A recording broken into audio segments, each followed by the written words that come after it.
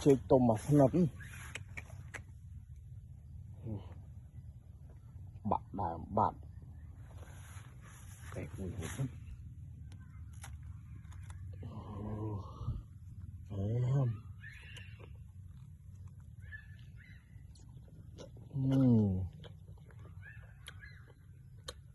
không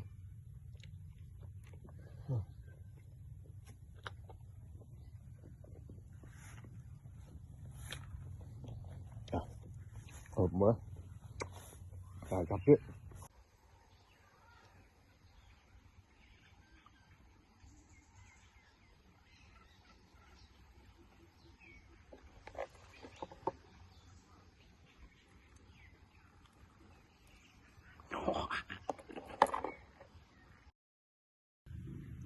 một tí này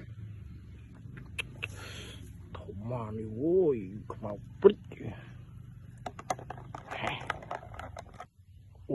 thổ một tí này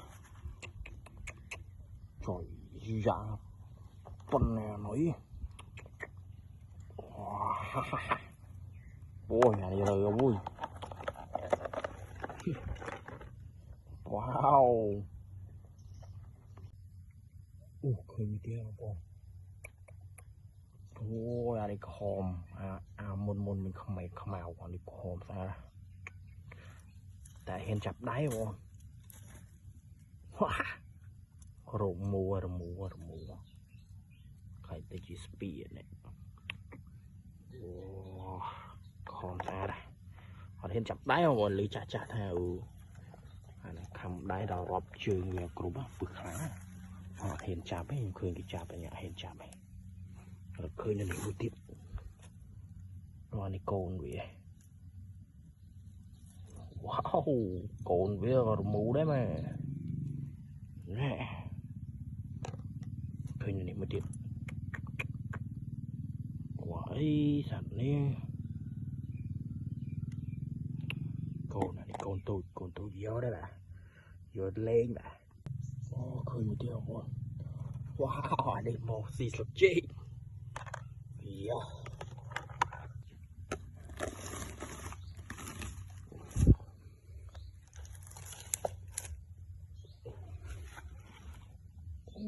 mùi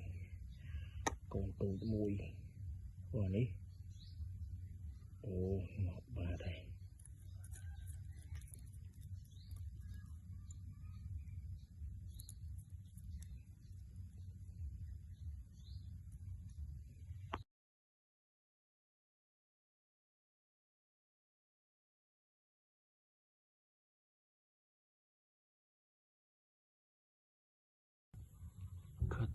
cơ tụi mùi dạ tụi cái vô đây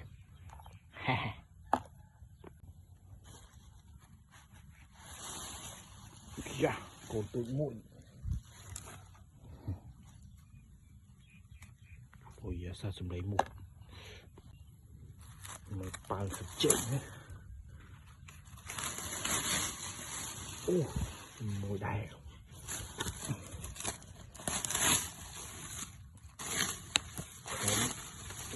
cao giống như là cồn đầy mấy thông vào đây họ mà nó hùng phi này thấy á nè bạn vì anh ôi nó mình thế này bạn này sao rồi mà xị câu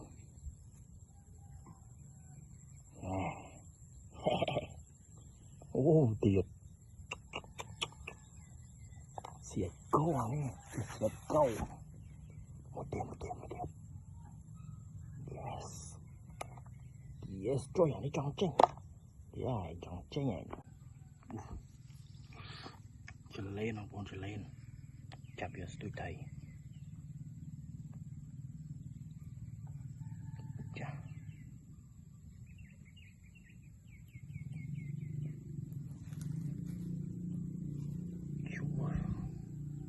lấy nó buồn wow.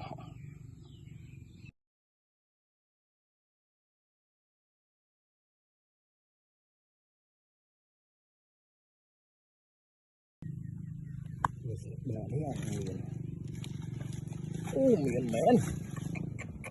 có hòm luôn nè đó nó không lên miền mới thiết trời ơi nó không rất này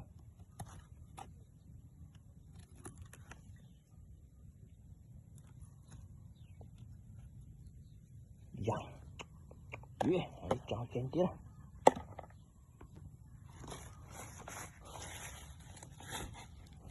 mở cái này ra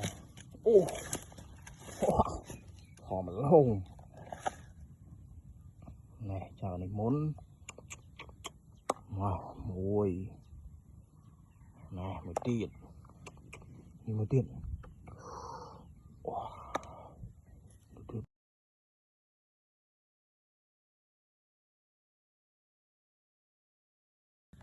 nó không hồn lên một tiền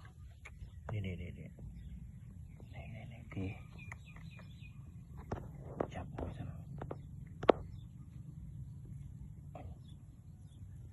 nhé có hòm luôn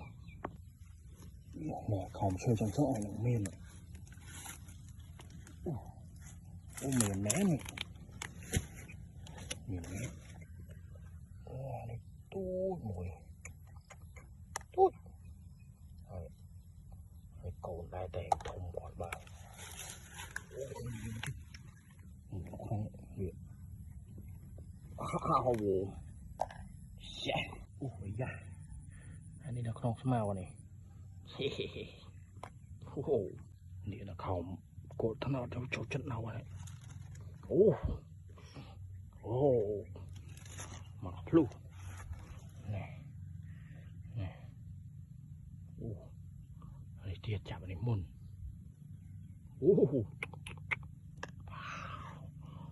หอมมาลงนี่ไม่เทียดอันนี้เทียดว้าวฉาดะ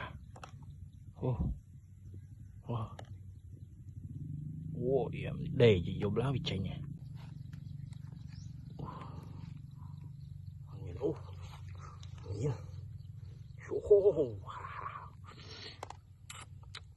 bọn nói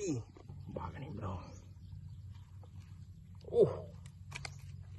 tí nó cho vào đây miền ở đây này pi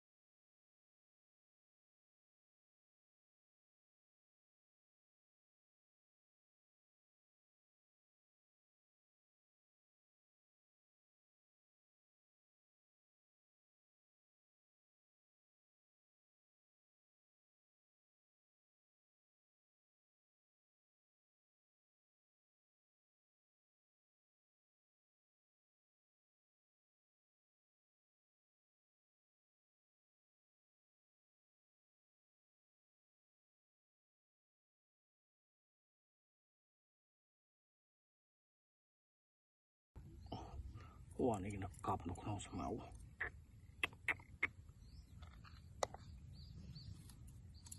bị gì đâu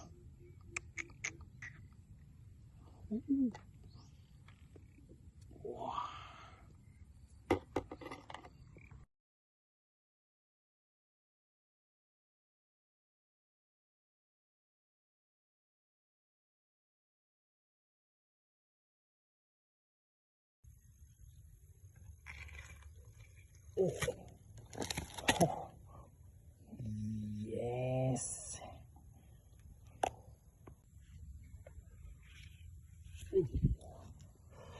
Yes, miền muối. Ăn viên.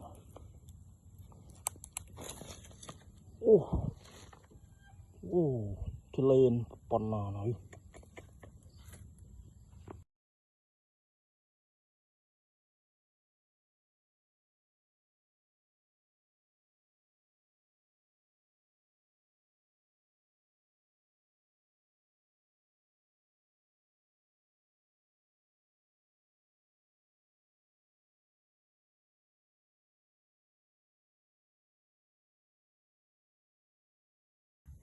Trời ơi,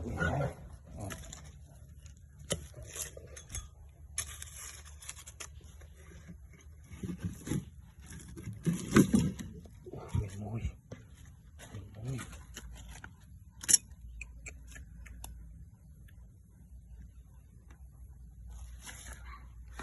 cho em nè.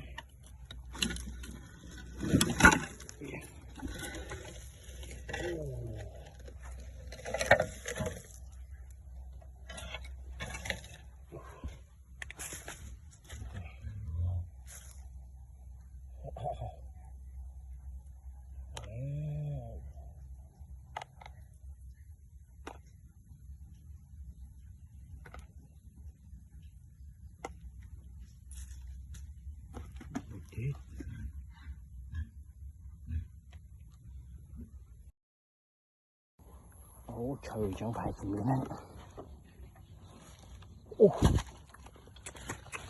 Trời. Ôi trời. Chậm đã mau.